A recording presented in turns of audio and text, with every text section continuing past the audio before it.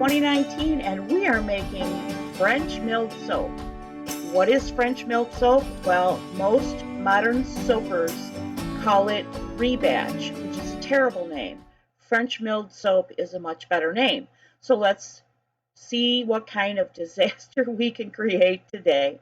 The first thing we need to do is speed through cutting up some soap. So I've cut the soap into little logs or chunks or whatever, and what you'll need to make this you'll see crawling along the bottom of the screen, and I'm running it through this ancient machine that resembles a pre-KitchenAid.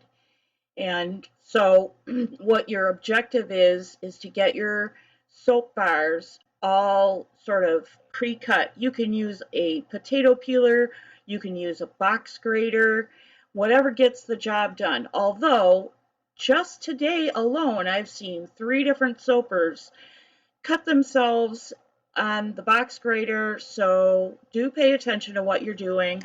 You do not need safety equipment for this soap. This is already processed soap. Whether you've made it yourself or you've got old soap sitting around that you're going to melt down and remake into a new bar, which is what I'm doing. This is commercially made soap that's been sitting in the pantry in the bathroom for who knows how long. It's a simple process. You don't need a fancy mold. You don't need a stick blender. You don't need lots of fancy oils and stuff because you're not going to put oil in your soap. You don't need lye. So for those of you who have seen me make soap and are like, yeah, I get it. You don't know how to do it. And this is your first time, but, I don't know. You might want to give this a try. No chemicals at all, bare hands, no safety goggles, nothing like that. You dump it all in the pot, and most soapers say you only need a 1/4 cup of liquid. We're going to find out that's not necessarily true, but we start with a 1/4 cup of liquid, which is distilled water. We dump it in the pot. I did not cover mine with saran wrap. Many soapers do. I'm showing you how the brand new wooden spoon is not as hefty as the one that the dog reshaped for me when she was still here. So we get it all, get it all mixed up. And I was saying that most soapers put plastic wrap. I did not. I just took that handy dandy baking sheet, jammed it on there, and 30 minutes later I went to check on it. And not much had changed really.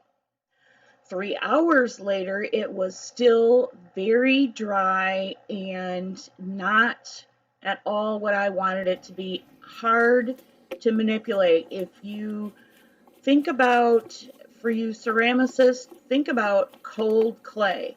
That'll tell you everything you need to know. For the rest of you, think of half-frozen mashed potatoes. It was a bear. So we're just going to speed through this.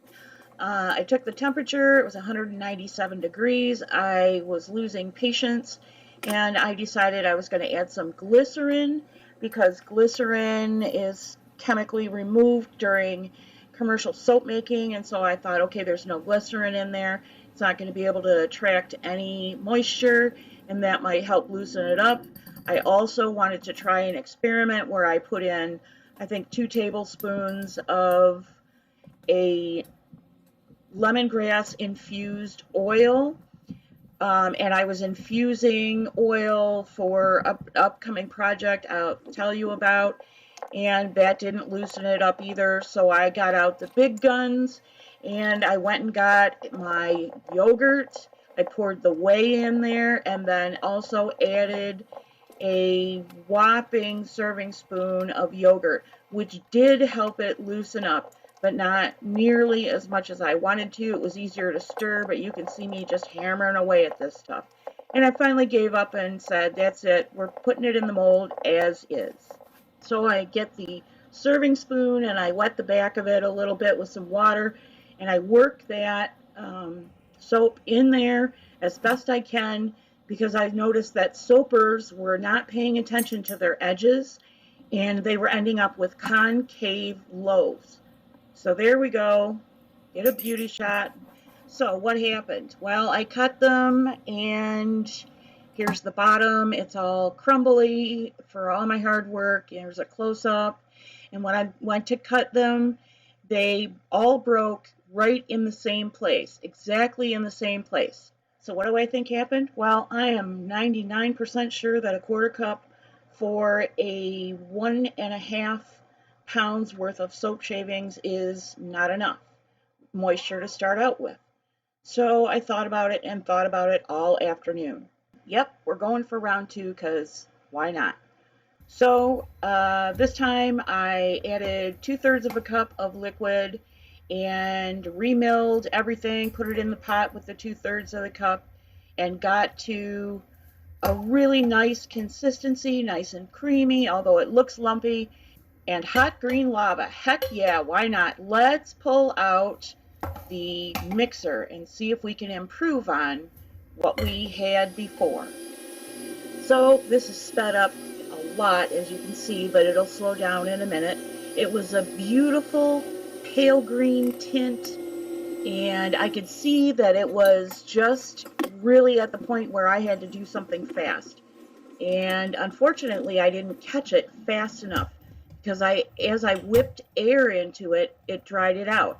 Remember, this is commercial soap with no glycerin in it. In my first batch, I had added glycerin. This second, and also yogurt. This second batch, I added sodium lactate because it will improve the liquid, and it did. The volume of water I started out with, plus the sodium lactate, got it to a really nice loose consistency, and I really should have just poured it right into the mold, but I didn't. I jam it in there the best I can. I eventually cover it. I kind of give up at some point because I can just see that even though the consistency is gorgeous, it's dry. It's just too dry.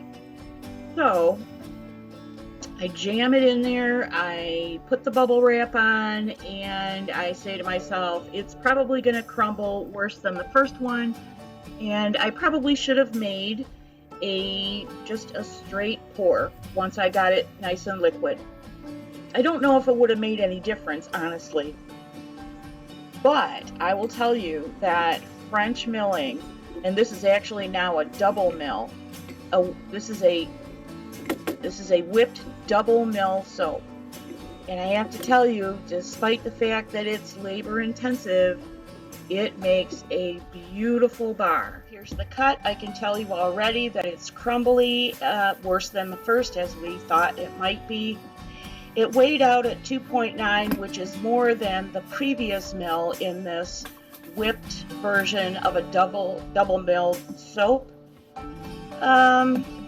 You know, we didn't know the properties other than the fact that it didn't have any glycerin in it. We did our best to remedy that, and I think trying to make a rebatched commercial soap is not going to be very successful. But for demonstration purposes, to see the process, you know, it was okay. It was totally okay, and it was kind of fun to do. I don't have the same no stone unturned feeling that I did at 6 o'clock yesterday when I started the second milling to see if we could improve on it. If you'd like to see a start to finish of a double milled or a single milled French soap, I'd be happy to do it. Let me know in the comments. I'd also like to know what you think of the actual soaping process if you're watching because you're interested. In the meantime, have a wonderful holiday if you are an American, and I'll see you real soon.